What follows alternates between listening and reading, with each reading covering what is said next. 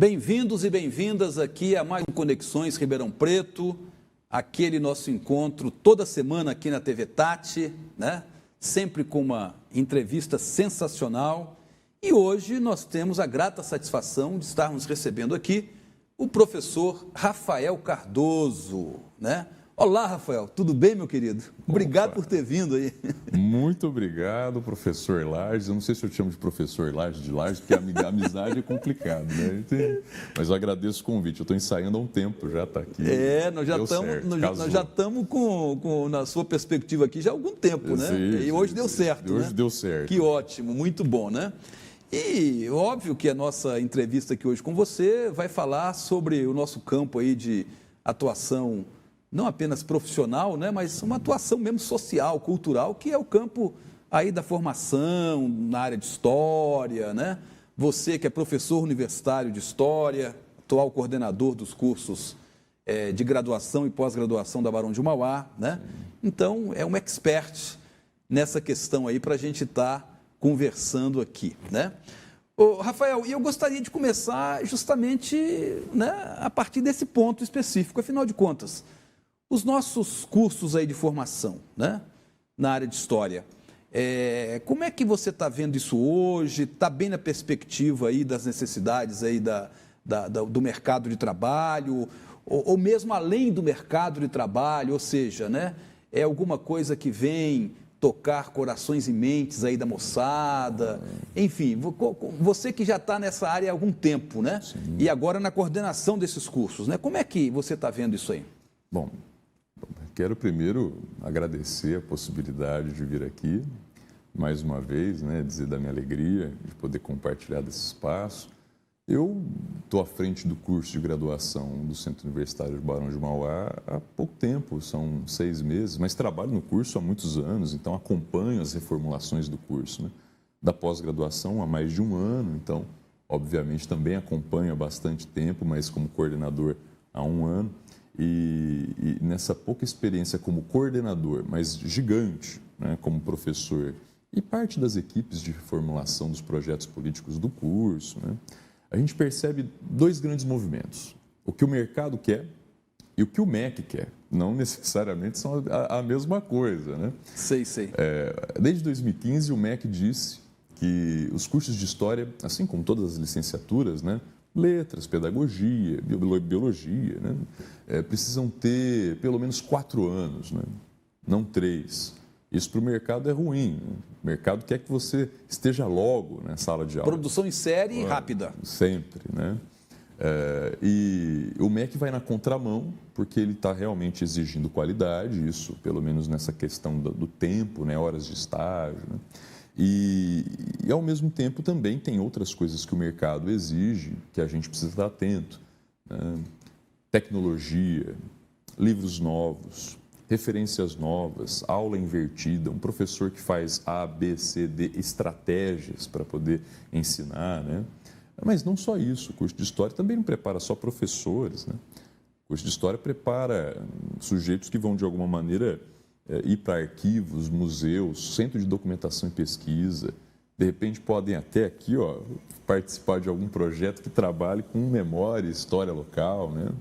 Então, eu acredito que hoje os cursos de História eles estão mais conscientes da complexidade social e da entrada desse sujeito, né, licenciado em História, né, historiador, que é uma das discussões que existem ainda na atualidade, né, essa profissão do historiador, que vai, de alguma maneira, se inserir no mercado e viver a sociedade a partir desse lugar chamado História. Né?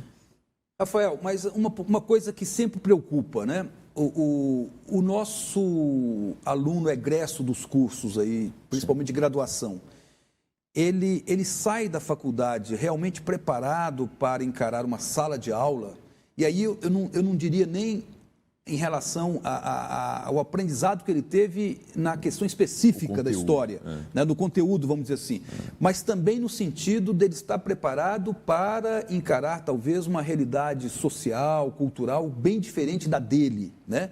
Isso abrange, evidentemente, estratégias do ponto de vista pedagógico, mais do que propriamente do historiador, do profissional de história, né? Sim. O que você acha? É sempre um susto. Sempre um susto. É sempre um susto. Eu tenho experiências tanto alunos que saem da faculdade, ou mesmo nos estágios, né? Eles costumam dizer, eles me procuram e falam: Cardoso, eu tive uma experiência muito legal numa escola pública de periferia. Cardoso, eu tive uma experiência muito legal numa escola particular, de mensalidades altíssimas, né? E eu também escuto: nossa, eu estou assustado porque eu fui nessa escola em que existia pouca estrutura, ou existia uma falta de estrutura, e aí talvez um discurso mais violento, uma dificuldade de comunicação, e também na particular a mesma coisa. Então, as diferenças sociais eu não sinto que são fundamentais para impor uma dificuldade ou não para o aluno.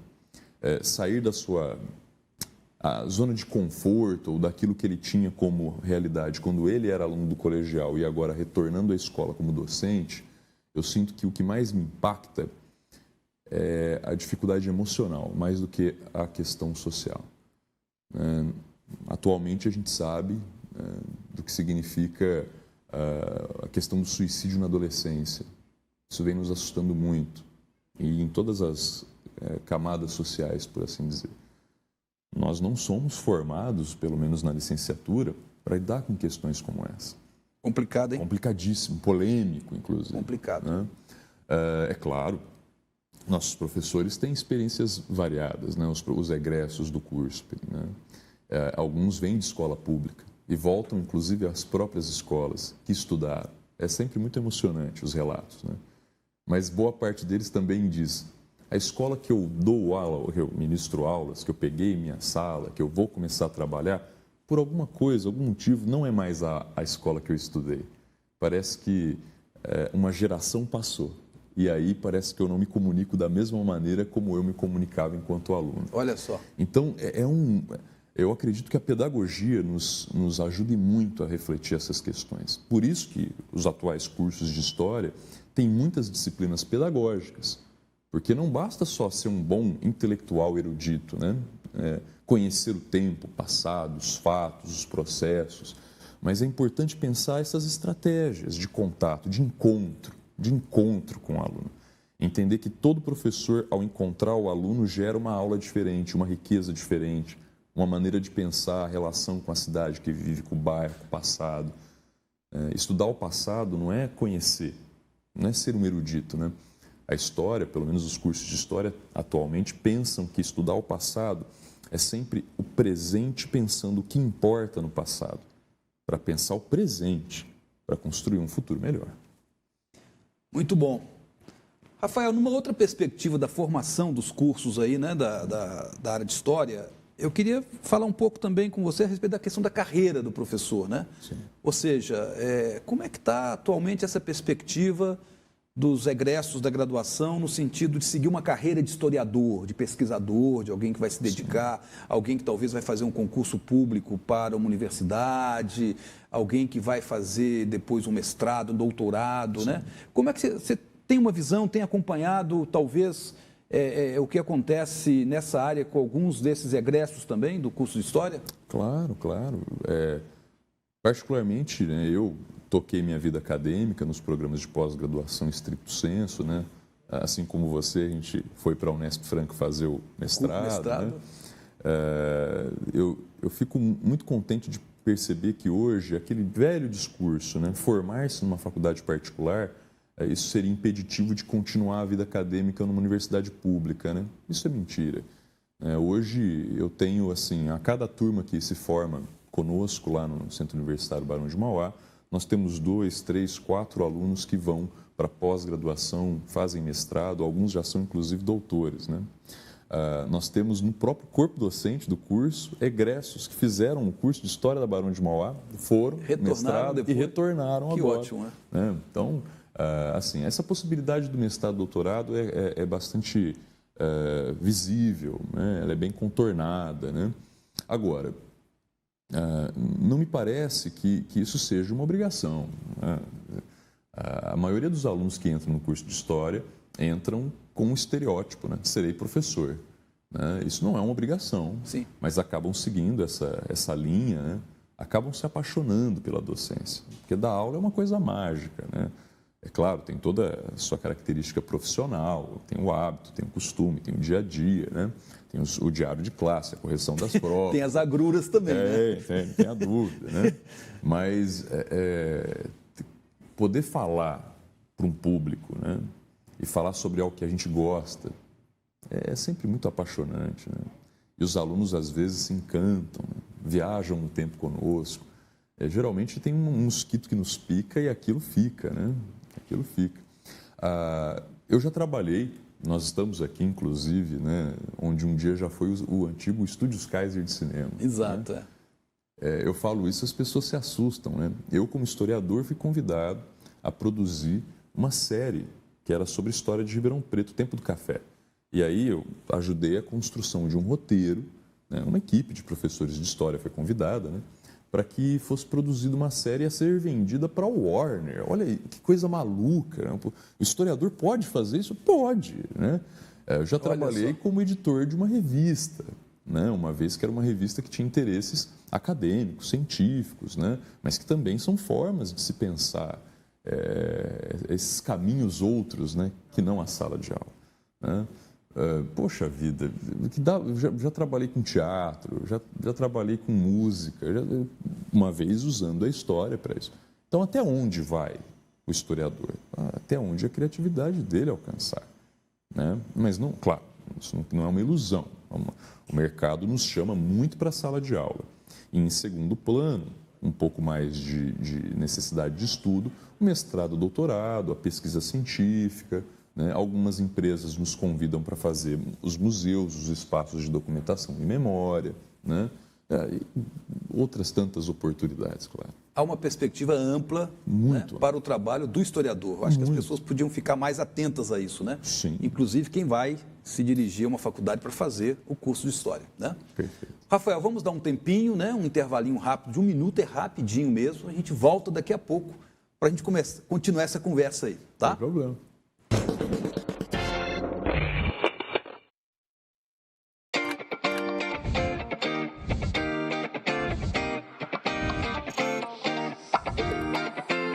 Pessoas que fazem a diferença, assuntos que nos conectam, diálogos que proporcionam reflexões, dicas que valem a pena ser compartilhadas. Isto e muito mais estará na nova programação da TV Tati. É mais informação, prestação de serviço e entretenimento. Todo este novo conteúdo produzido e transmitido em um novo espaço e com equipamentos de alta tecnologia. Eu faço parte deste novo momento e convido você a curtir o que vem por aí.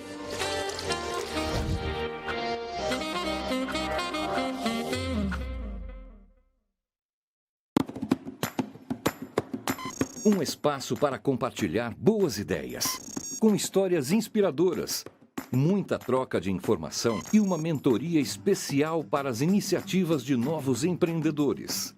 Mentoria em Foco, com Chaim Zayer, aqui na TV Tati. Muito mais Ribeirão.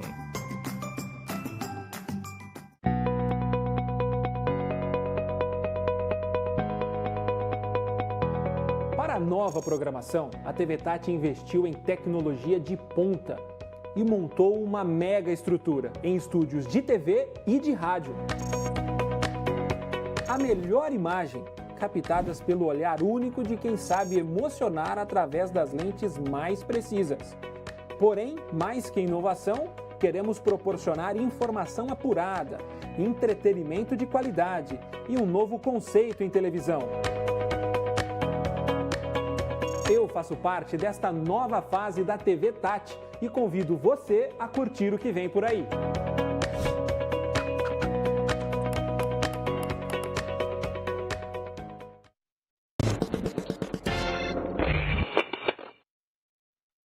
Voltando aqui à nossa conversa super agradável com o professor Rafael Cardoso, né? Falando aí de história, dos cursos de graduação, pós-graduação, os egressos dos cursos, enfim, perspectiva de carreira para o historiador, né? Tá um papo aqui hoje para lá de bom, né? O meu querido Rafael, mas o seguinte, você que está na coordenação dos cursos do curso de graduação, de pós-graduação lá da Barão de Mauá, com certeza você tem lá os pesquisadores, os alunos que pesquisam, né? E eu acredito que muitos deles pesquisam sobre a história de Ribeirão Preto, né? E nesse sentido, com certeza, dependem do nosso acervo, do arquivo público histórico de Ribeirão Preto, né? Afinal, você sente nessa relação aí da necessidade lá do curso, né, de pós-graduação com aquilo que o arquivo oferece para os pesquisadores. Você tem acompanhado, você tem algo a dizer a respeito disso? Acho que aqui, vou até pensar quanto tempo que eu tenho para responder. Essa pergunta vai longe, né? Nós começamos agora, em abril, a turma 2018 de pós-graduação, né? E sempre que uma turma vai embora e uma outra nasce, existe as bancas de TCC, o momento em que as pessoas apresentam suas pesquisas, né? A turma que entra assiste a turma que está indo embora, né? E foi um momento muito bonito. A única tristeza foi perceber que boa parte das pesquisas foram castradas, eu diria, pela dificuldade de acesso aos documentos do arquivo público, né? São várias as razões que o nosso arquivo não consegue atender a essa demanda. As questões estruturais da própria casa, a maneira como a prefeitura entende que o arquivo deveria atender o cidadão, entre eles o pesquisador de história, no caso, né? O meu sonho é que fosse aplicado a lei, apenas isso, para que as coisas fossem corretas, no sentido de que a memória estivesse disponível, né, para que os profissionais pudessem trabalhar. É claro que os nossos alunos ali se desdobraram, acharam fragmentos de jornal, documentos, fotografias e produziram textos na medida do possível, né? Mas a maioria reclama das dificuldades de acessar a memória dentro do arquivo público de Ribeirão Preto. Isso sem falar, claro, de outros espaços, como o Museu de Imagem e Som, e aí por aí vai, né? Eu trabalhei no arquivo público como estagiário voluntário. Eu lembro. Você conhece aquilo lá como ninguém também, né? Eu vivi ali, acho que 5 ou 6 anos da minha vida seguidos, né? Adquiri muitos problemas de saúde, inclusive. Respiratório? Exatamente. Mas, assim, como forma de dizer que eu vivi realmente aquele espaço, né? Tenho muita alegria de ter passado os anos que passei ali catalogando, assessorando na medida do possível o público, né?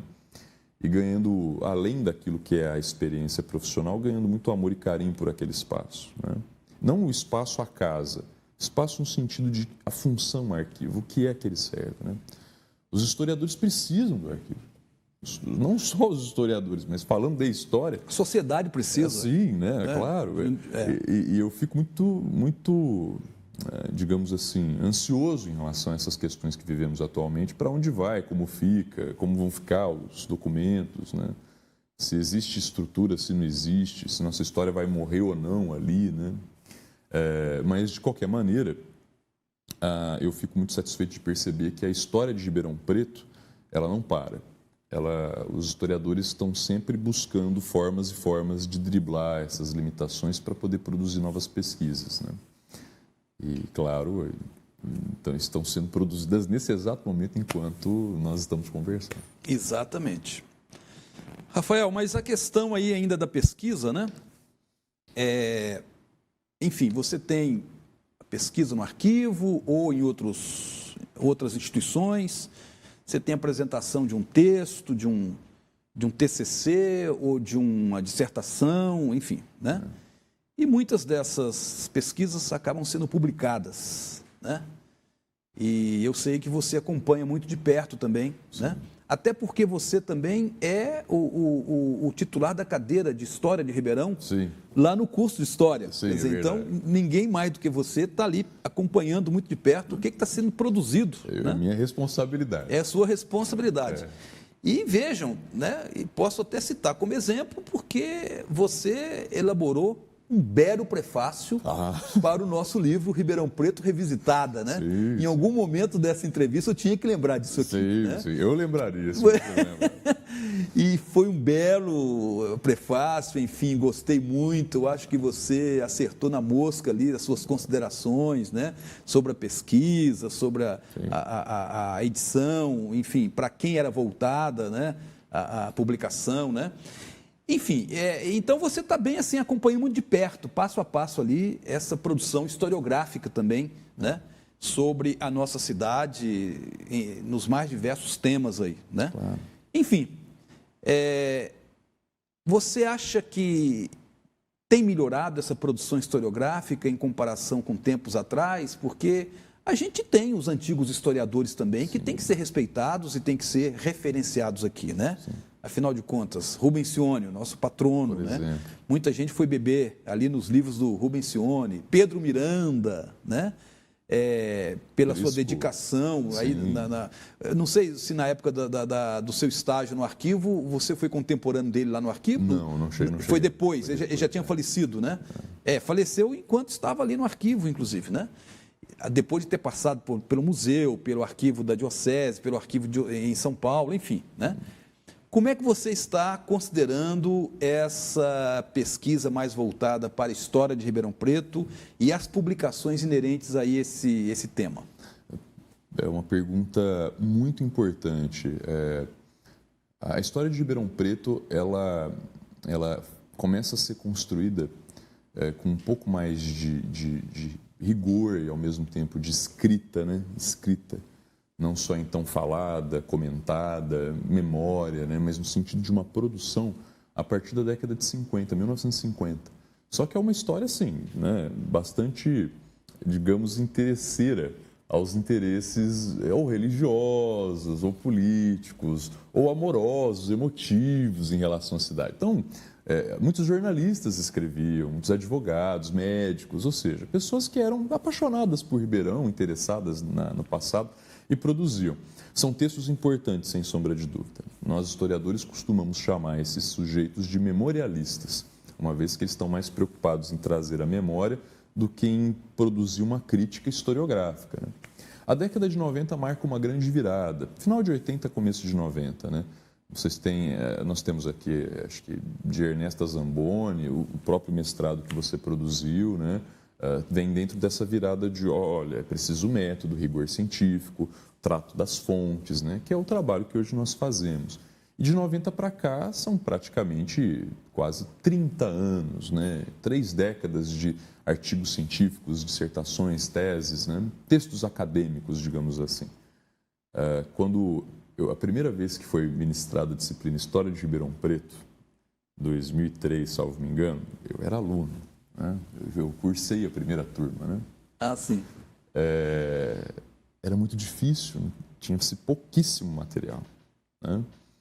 Hoje, para que eu monte a disciplina, nossa, cada escolha é uma renúncia, né? Então, assim, muita coisa. Muita coisa. É muita né? coisa. A boa notícia é que a história de Ribeirão Preto hoje ela é multifacetada, ela é muito rica, mas é também preciso refletir sobre os seus momentos mais gloriosos e as suas lacunas. Hoje existe uma riqueza absurda de história do café em Ribeirão Preto. Então, hoje se fala muito de café. Imigrantes também? Imigrantes, né? Mais ou menos nesse período que vai de 1883, que é a chegada da ferrovia mogiana em Ribeirão Preto, até 1929, que seria a quebra da Bolsa, e obviamente um começo de fim da história do café, né? Só uma partezinha. Claro. Eu coloquei como corte temporal na minha pesquisa exatamente a chegada da mogiana, quer dizer, antes, o período final, né? Sim, sim. Então, eu não entrei nessa fase de boom aí do tema, né? Exatamente. Mas é isso mesmo, pode continuar, Rafael. E aí pense que a sua pesquisa, por exemplo, Lages, é uma pesquisa que tem, ainda é referência, digamos, intacta na historiografia. O que você produziu não foi questionado, foi tomado como parâmetro para pensar 83 para frente. Então, isso é uma coisa interessante. Na sequência. Só que o que já foi produzido depois de 83 foi questionado. Então, assim, há um aprofundamento nesse tema. Só que depois de 29 acontece a mesma coisa. Os textos antigos de 90, eu chamo de antigos porque perto dos de 2010 são antigos já, de tanta coisa que foi que a água do rio passou, né? Já ainda são poucos, então ainda carecemos de pesquisadores nessas áreas. Até 64 nós temos poucas pesquisas, de 64 pela questão da ditadura já existe um conjunto maior, né? mas até 80. E de 80 para cá existe o debate. É Debate, história, o discussão. presente, né? E aí é sociologia, e aí entramos no outro vazio. Né? Aí a questão da história no presente. Exato. Né? Que presente também é história, né? Talvez não está registrada nos textos, mas está aí no debate, está na discussão. Perfeitamente. Né?